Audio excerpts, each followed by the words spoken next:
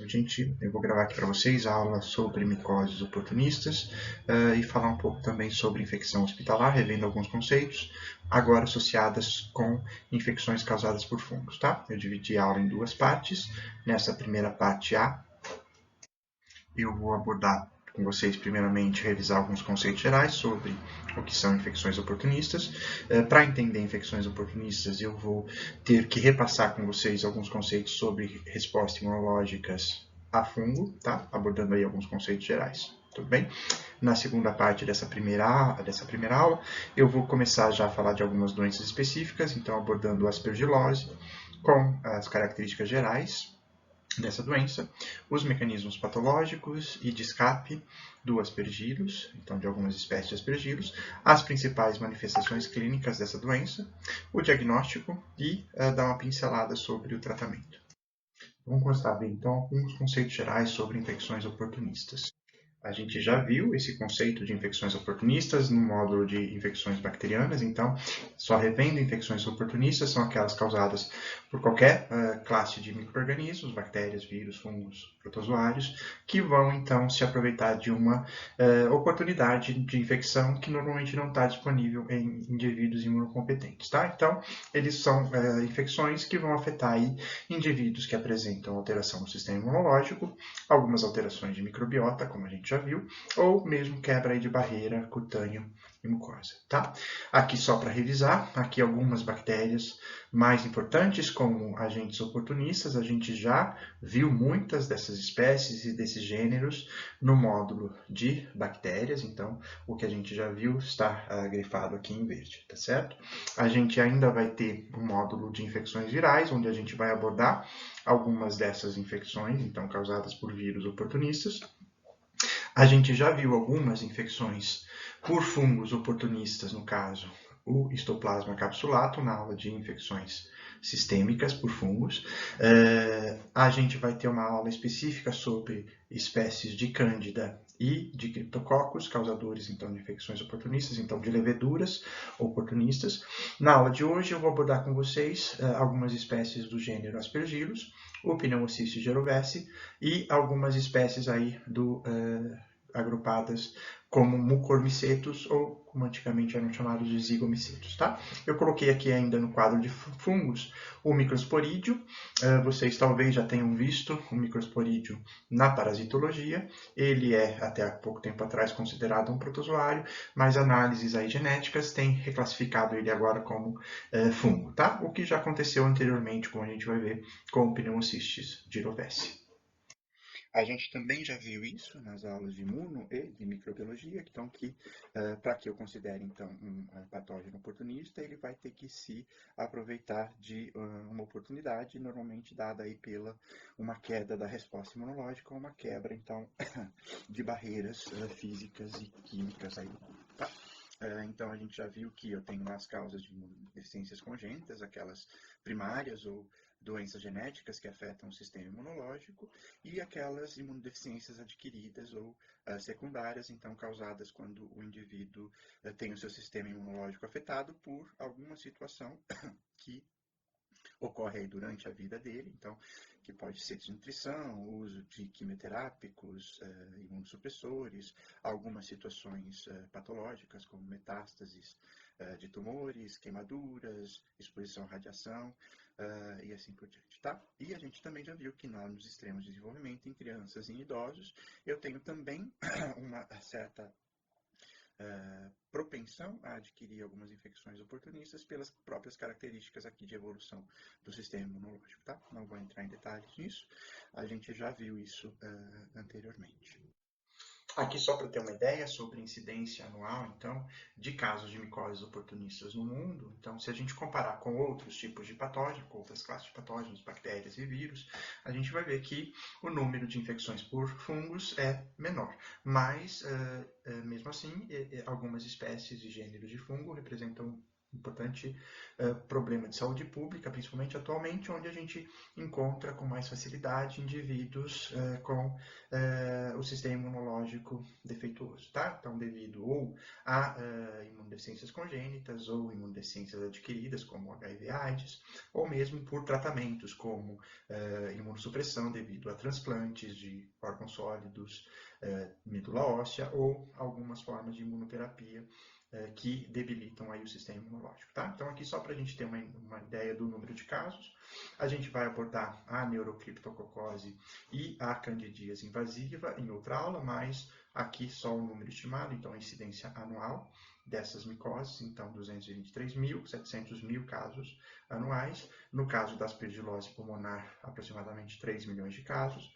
A pneumocistose, tão importante também para HIV/AIDS, 500.000 casos anuais, e a aspergilose invasiva, aí na faixa de 250.000 casos. Tá? A gente também vai abordar as mucormicoses. Vocês já devem ter ouvido falar esse ano, provavelmente, de infecções por fungo negro causadas e associadas aí com a Covid-19, que são, felizmente, uma doença um pouco mais rara. Tá? Então, a incidência é bastante baixa de mucormicose. Aqui só para ter uma ideia da importância dessas infecções fúngicas atualmente. Aqui, para a gente entender as micoses oportunistas, eu vou ter que falar com vocês um pouco sobre alguns conceitos de resposta imunológica a fungos, tá? Como eu sei que vocês gostam dessa aula, eu vou aproveitar aqui para a gente rever alguns desses aspectos. Aqui só revendo alguns conceitos que já foram abordados na aula de estrutura fúngica, lá no primeiro semestre. Então, revém aqui a composição da parede celular de alguns fungos. Tá? Então, aqui a gente tem diferentes gêneros ou espécies de fungos em diferentes formas, hifas ou leveduras, e os seus componentes básicos. Tá? Então, a gente tem aí a membrana plasmática, lipídica. Acima dessa camada, normalmente a gente tem uma camada composta por quitina, exceto aí no pneumociste girovese, que a gente vai ver.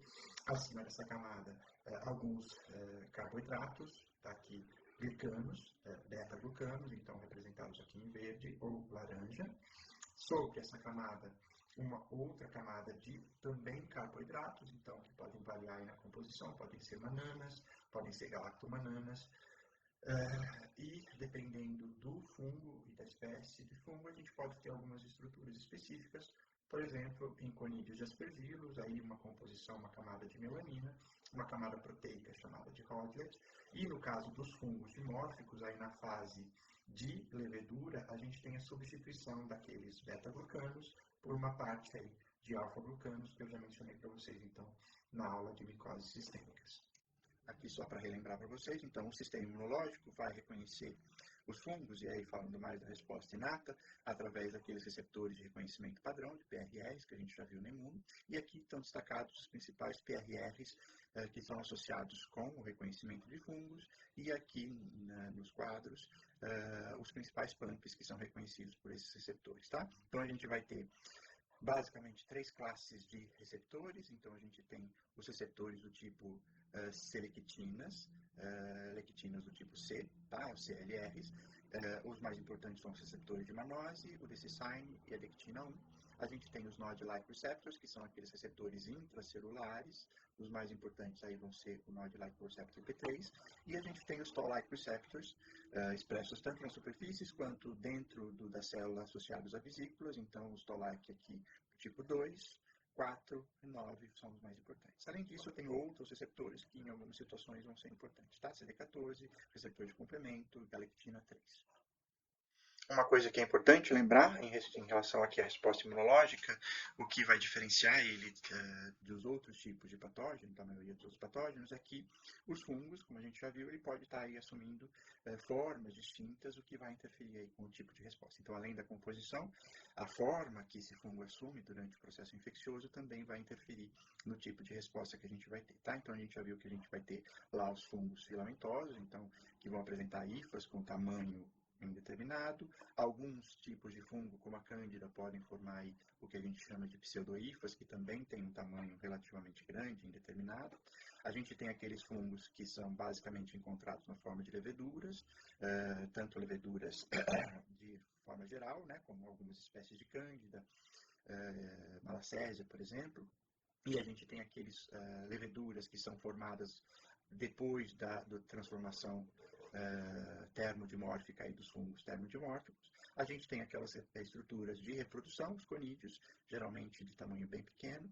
A gente tem algumas leveduras encapsuladas, como o Cryptococcus, que vocês viram na aula passada. Esse Cryptococcus, em algumas situações, essas leveduras podem assumir um tamanho muito grande. Aqui, pela duplicação aqui, então, de células de material genético, aqui no interior, a gente pode ter o que é chamado de célula gigante ou célula titã de Cryptococcus. A gente tem, no caso lá do coccidioides, a formação daquelas estruturas chamadas de esférulas, onde a gente vai ter lá os esporos aqui no interior dessas esférulas. E aqui, só para comparar todas essas estruturas fúngicas, o tamanho, com o tamanho das células do sistema imunológico. Tá? Então, só para evidenciar que essas estruturas muito grandes, elas são impossíveis de serem fagocitadas pelas células do sistema imunológico, enquanto que leveduras e conídeos, elas vão ser passíveis aí de fagocitose, tá? Dependendo, logicamente, do tipo de levedura e do tamanho dessas leveduras, tá? Então, só para mostrar aqui o tamanho relativo dessas estruturas fúngicas em relação às células do sistema imunológico inato que vão fazer o primeiro contato com a célula, mostrando aí que a fagocitose nem sempre vai ser viável devido ao tamanho dessas estruturas, ok? Como é que isso interfere, então, na resposta imunológica? Então, dependendo da forma, então, leveduras, conídeos ou hifas, e dependendo da composição aqui da parede, principalmente dos fungos, eu vou desencadear um tipo diferente de resposta imunológica após o reconhecimento, tá? Então, de maneira geral, então, aquelas leveduras pequenas ou conídeos, elas são passíveis de fagocitose, então, por isso elas podem ser reconhecidas tanto externamente quanto internamente aqui por aqueles receptores, principalmente Toll-like e Nod-like receptors aqui internos, após a fagocitose, e isso vai levar a um tipo de resposta imunológica com a produção de um tipo de citocinas, tá? Enquanto que as hifas, devido ao tamanho, normalmente elas vão ter reconhecimento só pelos receptores externos, então eu não vou ter possibilidade de fagocitose, e dependendo aí do conjunto de receptores que são engajados nesse reconhecimento inicial, eu posso ter aqui o desenvolvimento de uma diversidade de respostas adaptativas que vão influenciar, então, aqui o combate ao fungo. Então, só para rever, normalmente, resposta T helper 1 está envolvida aqui com os processos de ativação de macrófagos, então é importante para a fagocitose. As T helper 17 vão estar sendo importantes para ativação e recrutamento de neutrófilos. A gente vai ver que isso é mais importante para as hifas do que para as leveduras. Enquanto que se eu tiver aqui um mecanismo de escapes que levam a resposta do tipo T helper 2 ou T helper 9, normalmente eu vou ter envolvimento aí na suscetibilidade à infecção de um pior prognóstico, tá?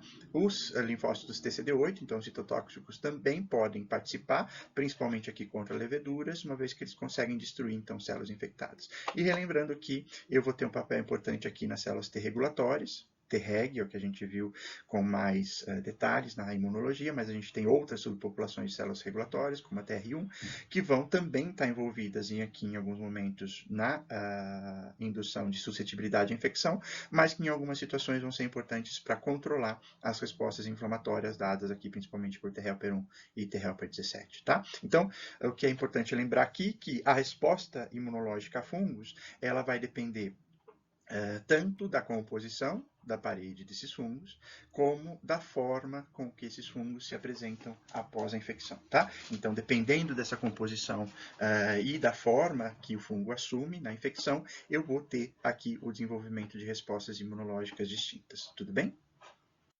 Tendo revisado, então, esses conceitos, vamos começar a ver algumas dessas doenças oportunistas causadas por fungos de uma forma mais específica, tá? Vamos começar vendo aqui a aspergilose.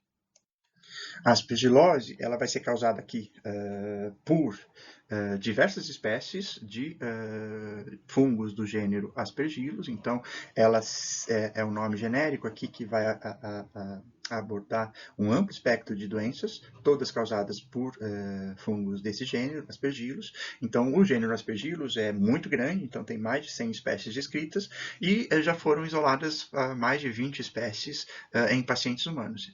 Embora as espécies mais importantes sejam essas 4 aqui, em particular o Aspergillus fumigatus, tá? Então, Aspergillus fumigatus, o Flavus, o Niger e o Terrius são os normalmente mais frequentemente isolados de pacientes pacientes com aspergilose, tá? Com destaque aqui o aspergillus fumigatus. Eles normalmente, então, são fungos oportunistas, eles são saprófitas, ubíquos, então eles estão praticamente em todos os locais e ambientes, eles podem ser isolados de solo, material vegetal em decomposição, fezes de animais, e os conídeos, que são então as estruturas reprodutivas, eles podem estar presentes aí em suspensão no ar e muitas vezes eles podem ser isolados também de água, tá? Então, a gente está constantemente em contato com conídeos e aspergillus, toda hora, todo dia, todo momento, então normalmente é fácil a infecção dos indivíduos imunocomprometidos, tá? A infecção vai se dar, então, basicamente pela inalação desses conídeos. Eu posso ter a inoculação aí por lesões, mas é mais raro acontecer. Normalmente a infecção, então, se dá pela inalação. Após a inalação, esses conídeos eles vão germinar e dar origem, então, às hifas, tá? Aqui só para dar uma ideia sobre os mecanismos de infecção e de virulência realizados aí pelas espécies de aspergillus, a gente tem então no ambiente o fungo na forma aí de micélio, produzindo aí as estruturas reprodutivas, produzindo conídeos. Esses conídeos, por terem um tamanho bem pequeno, eles podem ser facilmente dispersos aí no ar e esses conídeos então caem no ambiente e vão ser aspirados aí pelo indivíduo. Okay? A gente vai ver que esses conídeos, como eu já mencionei para vocês, eles apresentam aqui na sua estrutura alguns componentes que são exclusivos dessa forma. Então, eles apresentam aquela camada de proteínas que eu mencionei para vocês nos slides anteriores, de Hodlets, que são associados e têm a função aí na dispersão dos conídeos, na proteção contra a desidratação, mas que também, após então invadir o tecido do hospedeiro, eu posso ter o mascaramento aí dos PAMPs, impedindo o reconhecimento do fungo pelo sistema imunológico, tá? A gente viu também, eu mencionei para vocês, que o conídeo do aspergillus, ele apresenta uma camada de melanina e que vai ter uma função aí no ambiente de proteção contra a radiação ultravioleta, tá? Uma vez no hospedeiro, e essa camada de melanina, ela pode ter um papel aí também para evitar a resposta imunológica, mascarando então os PAMPs, fazendo sequestro de reativos de oxigênio e inibindo a fagocitose, tá? A gente vai ver que o Cryptococcus ele também pode apresentar camadas aí de melanina e que ele vai ter esse papel importante também, a melanina no Cryptococcus para evasão do sistema imunológico, tá? Aqui do lado, só para ter uma ideia da transição então da forma de conídeos para a forma de hifas, então uma vez inalado no tecido, a transição, a germinação desses conídeos é muito rápida, tá? Então aqui ó, em 6 horas eu já tenho a formação de hifas. Uma vez que eu tenho aí essa transformação de hifas, ou mesmo antes, na forma de conídeos, o sistema imunológico ele já vai ser ativado, aí então a resposta inata, e eu vou começar então a ter uma resposta, tá? As hifas, elas também vão ter componentes exclusivos, então o principal componente aí das hifas é a galactosamina galactana, que vai ter uma função importante aí no processo de infecção para adesão às superfícies, mas que também tem mecanismos aí, participam dos mecanismos de evasão, fazendo adesão às células, induzindo a apoptose, particularmente aí de neutrófilos, também ajudando no mascaramento de PAMPs e em algumas situações causando ativação de plaquetas, tá? Essa substância, devido aí à sua estrutura e por estar aí presente na parte externa do fungo, ela também pode ter um papel importante na formação de biofilmes, o que também vai ser importante no processo de infecção, tá? Aqui a gente tem alguns componentes que são compartilhados, tanto da fase nos conídeos, como aqui na forma das hifas, tá? Então a gente tem a galactomanana, que tem um papel estrutural, mas que protege as hifas de ação de anticorpos. A gente tem os beta-glucanos, também com papel estrutural, mas que atua aqui como um PAMP, então reconhecimento via dectina 1. Os alfa-glucanos, que vão ser um papel importante de evasão no mascaramento de PAMPs. A quitina, também com papel estrutural, mas com um mecanismo de escape, atuando aí com um mecanismo anti-inflamatório, mas que pode ser reconhecida como um PAMP pelo sistema imunológico.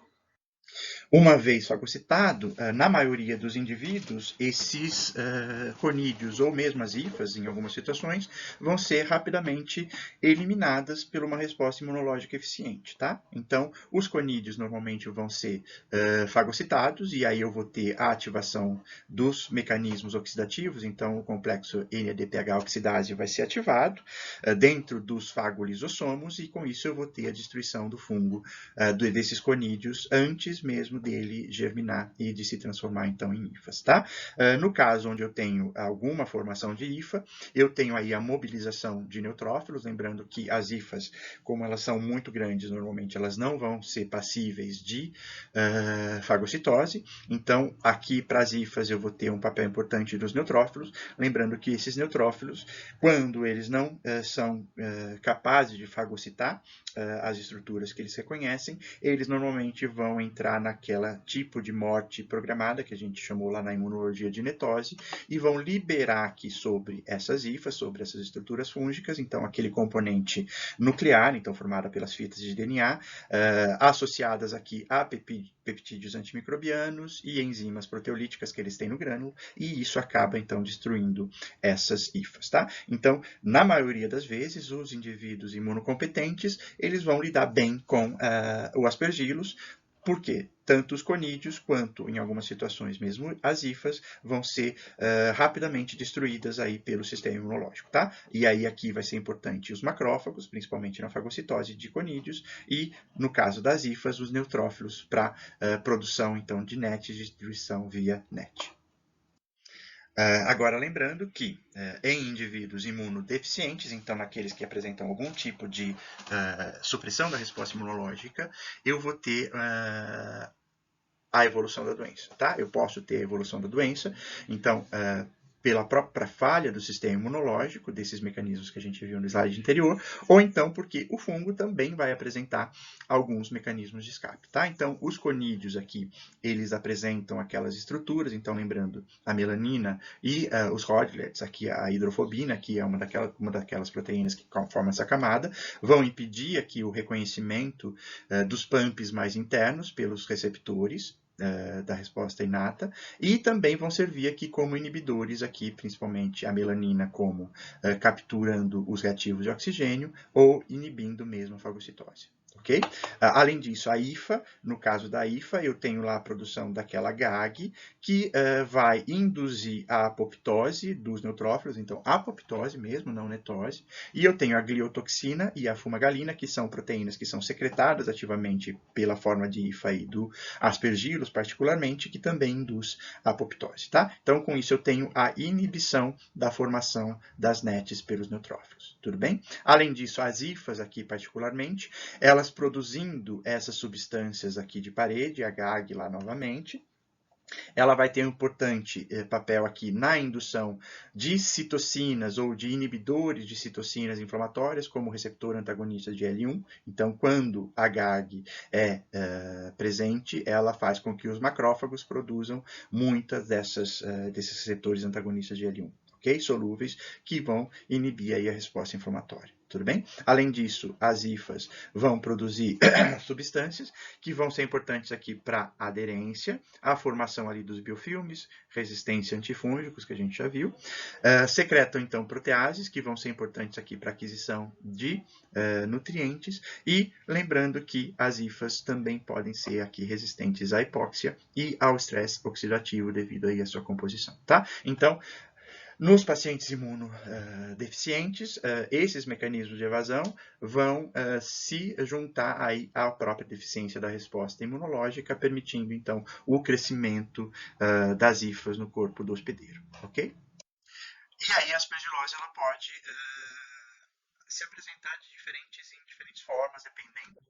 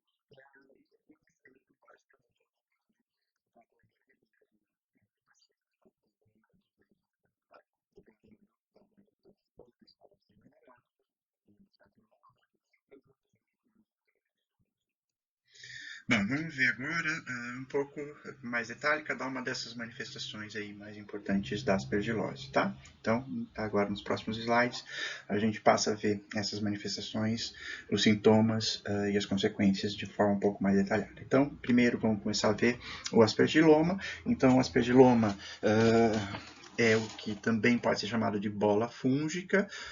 Em algumas situações pode também causar o que é chamado de aspergilose brônquica obstrutiva, tá? Então, na verdade, o aspergiloma nada mais é do que a colonização das cavidades, então eu não tenho normalmente, pelo menos inicialmente, a invasão dos tecidos, é basicamente a colonização de cavidades, então, pré-formadas, isso então pode ter colonização aqui de seios paranasais, ou das cavidades pulmonares resultantes de outras patologias, como a tuberculose e a doença granulomatosa crônica, que a gente já viu lá na imunologia, tá bem? Então, essas cavidades, então, vão ser utilizadas e o fungo começa a crescer, formando então uma massa aí, composta por hifas e material mucilaginoso, tá bom?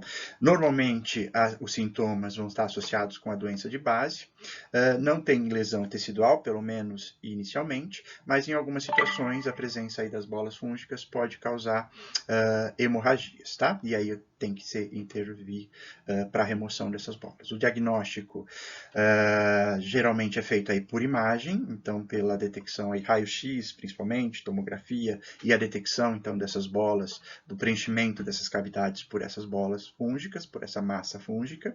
Então a imagem vai ser importante aí como um diagnóstico presumptivo de aspergiloma. Logicamente, depois eu tenho que complementar esse diagnóstico com outros exames, tá bem? O tratamento normalmente envolve a remoção cirúrgica, quando necessário, e o desbridamento do tecido, se ele estiver muito afetado, tá? Eu posso também, em algumas situações, fazer a infusão direta de antifúngico, principalmente anfotericina B, lipossomal aí, nesses aspergilomas, porque o tratamento sistêmico normalmente é pouco eficiente para esse caso, uma vez que eu não tenho aí invasão dos tecidos do hospedeiro, ok? A aspergilose, ela pode se manifestar aí sim, já com infecção e invasão de tecidos, e aí eu tenho algumas formas. Eu tenho a forma pulmonar crônica e a pulmonar crônica necrotizante. Normalmente também o fungo se aproveita então de lesões prévias pulmonares, então pacientes com DPOC, pacientes com enfisema, pacientes com tuberculose prévia, doença granulomatosa crônica ou algum tipo de imunossupressão um pouco mais leve. Também é comum em pacientes com o uso de glicocorticosteroides, então aquela terapia anti-inflamatória, glicocorticosteroides com uso aí, prolongado principalmente, e em alguns pacientes com diabetes, tá? Então eu também posso ter esse tipo de paciente sendo afetado. A pulmonar crônica, a destruição do tecido pulmonar é relativamente limitada, então eu tenho limitação aí da lesão basicamente ao tecido pulmonar. Não tenho invasão vascular do fungo, então não tem os tecidos mais profundos e eu não tenho disseminação do fungo. E normalmente eu vou ter isso caracterizado pela formação aí de fibrose, do tecido pulmonar e, em algumas vezes, eu posso ter a formação de cavidades e essas cavidades podem apresentar ou não o crescimento ali daquela bola fúngica. Então, eu posso ter ou não a doença pulmonar crônica associada com o aspergiloma, tá? Na pulmonar crônica necrotizante, é um caso aí um pouco mais grave, eu tenho aí uma destruição pulmonar mais extensa, mas eu ainda não tenho invasão vascular ou disseminação, tá? Nesse caso, essa destruição do tecido pulmonar, ela vai ser causada em grande parte aí pela própria resposta inflamatória do paciente, tá? O que vai causar então a necrose desse tecido, tudo bem? E eu também posso ter nesse caso a formação de cavidades e a formação de aspergiloma, mas não necessariamente vai ter associação com essas outras manifestações, tá? No caso aí os sintomas vão ser basicamente a falta de ar importante, dor torácica e hemoptise, ok? Eu também posso ter uma forma aí muito mais grave, que é a aspergilose invasiva, que pode se tornar angioinvasiva e que pode posteriormente se disseminar para qualquer órgão ou tecido aí do corpo, tá bem? Nesse caso, eu tenho uma associação importante com pacientes neutropênicos, então pacientes cujos neutrófilos vão estar aí com menos de 500 células por milímetro cúbico de sangue. Geralmente, esses pacientes vão ser aqueles submetidos aí à quimioterapia para resultados aí de transplantes ou de pacientes submetidos à quimioterapia para tumores sólidos ou para transplantes de medula óssea, tá? Então aqui é um caso de uma imunossupressão importante e basicamente onde eu tenho neutropenia, tá? Então a aspergilose invasiva é uma das principais causas de morte aí de pacientes submetidos a transplante de medula óssea, tá? Nesse caso, eu tenho acometimento predominante do trato sino-pulmonar, tá? O envolvimento pulmonar ainda é mais comum, mas eu também posso ter manifestações aí em pele, no sistema gastrointestinal, no sistema nervoso central, apesar de serem casos mais raros, tudo bem?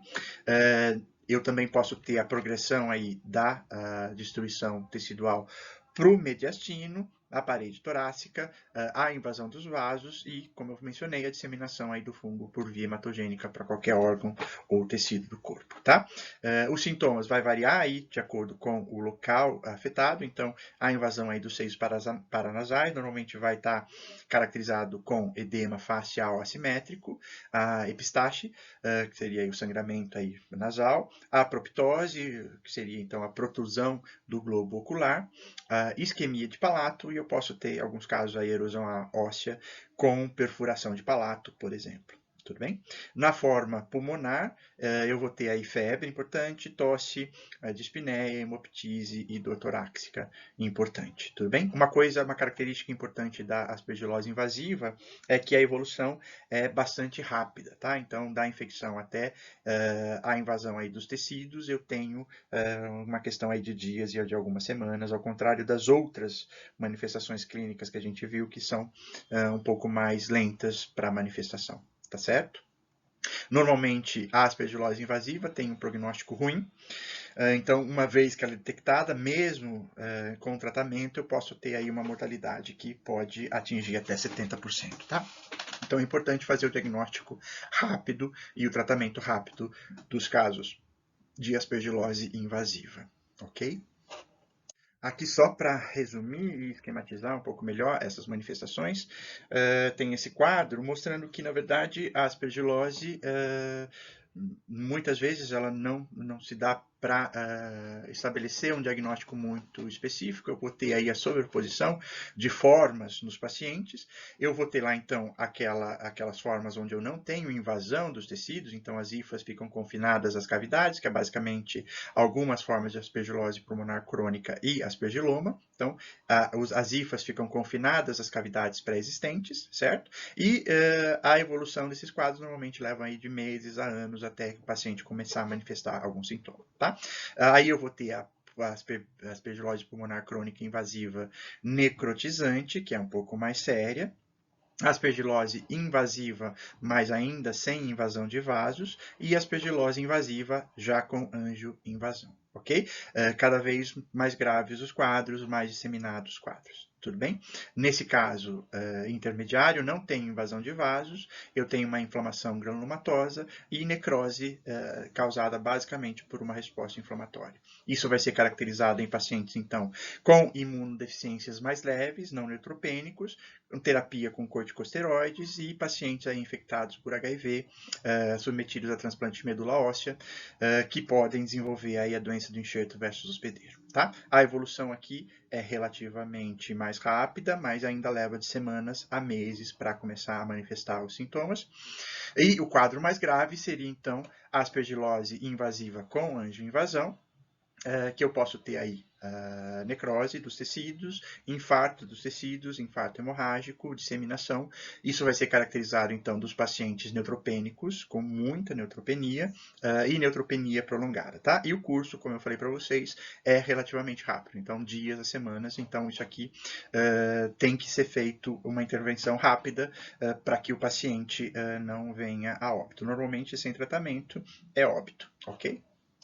Aqui nos próximos slides eu tenho algumas figuras representativas dessas manifestações clínicas. Então, nesses primeiros slides aqui, exemplos de aspergiloma. Então, aqui um raio-x de tórax, e aqui outro raio-x de tórax, com as tomografias desses pacientes. Então, aqui uma cavidade prévia com uma bola fúngica. Aqui na tomografia, muitas vezes é possível observar que essas bolas fúngicas, principalmente aquelas que onde não tem invasão dos tecidos, elas são móveis. Então, o paciente aqui, dependendo da posição onde é feito o exame, essa bola fúngica pode estar em locais diferentes da cavidade. Então, o paciente aqui, a tomografia foi feita com ele deitado, então, de costas, a bola está aqui embaixo. Quando ele está deitado de bruços, a bola vai para a porção anterior aí do tórax, ok? Então, é comum observar a movimentação dessas bolas fúngicas. Aqui um outro caso com várias cavidades no pulmão desses pacientes, uma dessas cavidades, então, colonizada por micélio de aspergillus. Aqui uma tomografia de um seio maxilar, então aqui uma colonização do seio maxilar de um paciente. E aqui um resultado de uma necrópsia, onde é possível observar então uma cavidade e aqui uma bola fúngica tomando completamente essa cavidade, ok? Aqui um exemplo de uma broncoscopia. Então, aqui um paciente, uma broncoscopia, aqui é possível observar essa massa esbranquiçada, meio amarelada, aqui com material mucilaginoso. Logo, quando foi feito o diagnóstico, e aqui os momentos onde foi feita a infusão de anfotericina B ao longo aí de algumas semanas. Então, aqui, logo no início do diagnóstico, aqui o início das infusões de anfotericina B, e aqui, após 9 semanas de infusão, é possível observar que essas bolas fúngicas começam a se dissolver aí no paciente, ok? Aqui tem exemplos de exames de imagem de pacientes com aspergilose crônica e pulmonar, né? Ou aqui uma manifestação no sistema nervoso central. Então, aqui uma pulmonar crônica necrotizante. Então, aqui, ó, a presença de várias cavidades e a presença aqui da invasão tecidual pelas hifas do fungo. É comum observar nos casos de aspergilose esse sinal que é chamado de sinal de halo, que normalmente está associado com hemorragia aí do tecido pulmonar, tá? Então aqui uma necrotizante, onde eu tenho uma extensão bastante grande do tecido pulmonar sendo afetado. Aqui uma pulmonar crônica angioinvasiva, onde é possível observar então essas extensões aí de lesões para os vasos do paciente. E aqui um caso onde eu tinha um foco pulmonar relativamente pequeno, mas com angioinvasão, que levou aqui a disseminação do fungo para o sistema nervoso central, formando aqui então um nódulo bastante importante no tecido cerebral aí do paciente, ok? Bom, diagnóstico da aspergilose, então, as imagens, por exemplo, no aspergiloma ou mesmo as lesões ali invasivas, ela pode ser presumptiva, mas para fazer o diagnóstico definitivo aí do agente, eu preciso fazer o isolamento aí do fungo, tá certo? Então, é preciso tomar cuidado quando se faz o isolamento desse tipo de fungo, lembrando que o aspergillus é um fungo ambiental, então tem que tomar esse cuidado aí quando se faz esse isolamento na interpretação, porque eu posso estar vendo simplesmente uma contaminação ambiental, tá certo? Então, normalmente, ou você faz esse isolamento de amostras consecutivas, então você coleta várias amostras e se você observa o mesmo fungo nessas diversas amostras, você já tem uma certeza maior de infecção, tá certo? O meio usado normalmente são meios comuns aí para isolamento de fungo, Saborô, por exemplo. É importante não adicionar aqui a cicloheximida, que já foi mencionado para vocês, que inibe o crescimento aí de uma grande parte desses fungos ambientais, tá? Então, Saborô normal, tá? Esse isolamento é muito útil quando eu faço amostras então de sítios normalmente estéreis, então do líquor, do sistema nervoso central, de tecidos mais profundos. Então, quando eu isolo nesses tecidos, então aí o diagnóstico é muito mais fácil, tá? Porque eu não tenho tanto problema com contaminação ambiental, tá?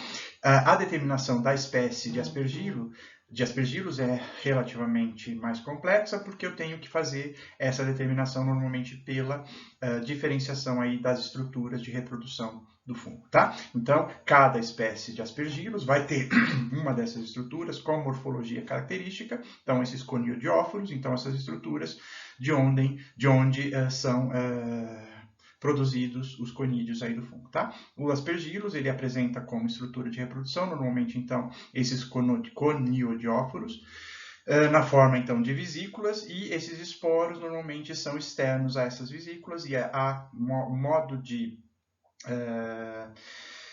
colocação desses esporos, dessas fiálides, é que determina aí a espécie, tá? Então, aqui a gente tem algumas espécies de aspergillus e as características de cada uma delas. Eu não vou ficar entrando em detalhes porque para vocês não é tão importante, só lembrando que eu consigo diferenciar as espécies pelo tipo de estrutura reprodutiva, basicamente. Eu também posso usar para o diagnóstico aí o exame histopatológico, e aí eu vou fazer a demonstração do crescimento de hifas aí no interior do tecido. Aqui, como exemplo, tenho cortes de hematoxilina de um tecido pulmonar, de uma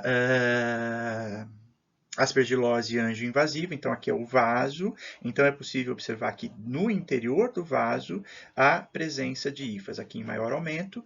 Caracteristicamente, os aspergilos vão apresentar, então, essas hifas hialinas, ou seja, sem coloração própria, septadas, então eu tenho aí a presença de septos. Normalmente, essas hifas vão ter um diâmetro aí regular e, normalmente, as ramificações vão ser em ângulo agudo, tá certo? A gente vai ver depois as mucormicoses, têm características diferentes. Isso aqui é muito característico de aspergillus, mas não é único, tá? Então, a observação desse tipo de hifa não é conclusiva, porque outros fungos filamentosos e alinos também vão apresentar essas características morfológicas, tá? Então, Fusarium, Cedosporium, que causam lá hialoifomicoses, que a gente já viu também lá numa aula do Alexandre, vão apresentar essas características. Então, é muito sugestivo de aspergilose, mas não é conclusivo. Eu preciso aí fazer a cultura ou um teste de biologia molecular para fazer o diagnóstico definitivo, ok? Aqui só para mostrar para vocês, lá era um corte com hematoxilina e eosina, aqui é um corte com coloração com grocô, que, como a gente já viu, é uma coloração aí feita com prata, que é utilizada para evidenciar, basicamente, aí, estruturas fúngicas, tá? Então, fica muito mais visível as hifas aí do aspergillus com a coloração pela prata, tá? Então, aqui ó, o vaso, então, dá para ver a presença de um monte de hifas aqui na parede dos vasos e algumas aí se projetando para o interior dos vasos. E aqui, um aumento maior, mostrando, então, aquelas hifas de diâmetro regular, septadas e com ramificação em ângulo agudo, que é característico aí do aspergillus, mas, de novo, não é exclusivo de aspergillus, ok? Como muitas vezes a cultura pode ser confundida com contaminação, como a biópsia, as características morfológicas não são exclusivas de aspergillus.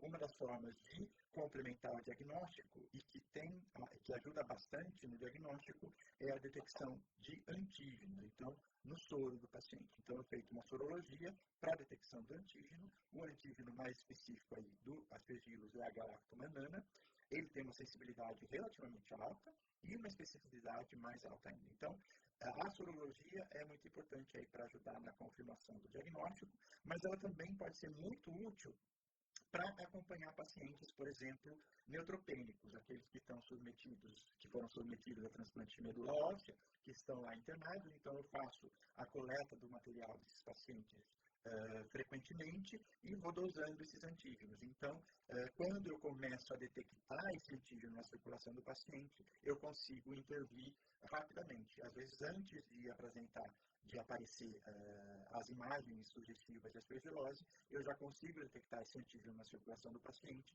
e aí eu vou começar o tratamento desse paciente de forma mais rápida, o que vai aumentar muito a chance aí de sobrevida desse paciente. Lembrando que, uma vez que eu tenho instalado o aspergilo aí nos tecidos, mesmo com o tratamento, a mortalidade do paciente vai ser muito alta. Então, isso aqui é muito útil para a detecção precoce de aspergilose, principalmente nesses pacientes que foram submetidos a transplante de medula óssea.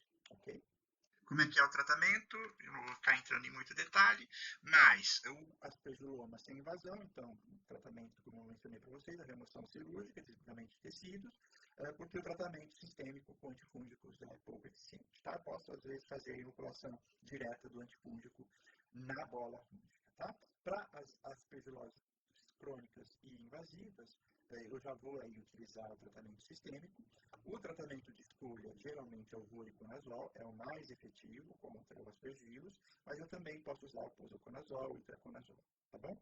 A anfotericina B tem que tomar cuidado, porque algumas espécies de aspergilos são resistentes, então, principalmente aí o aspergilos térreos tem uma resistência natural à anfotericina B, então é importante aí identificar a espécie para fazer o tratamento, tá? Mas o medicamento normalmente de escolha é o voriconazol, ok? E um tratamento aí prolongado com o voriconazol. Bom, com isso eu termino essa primeira parte da aula. Assistam aí a parte B para complementar a aula de fungos oportunistas. Até daqui a pouco.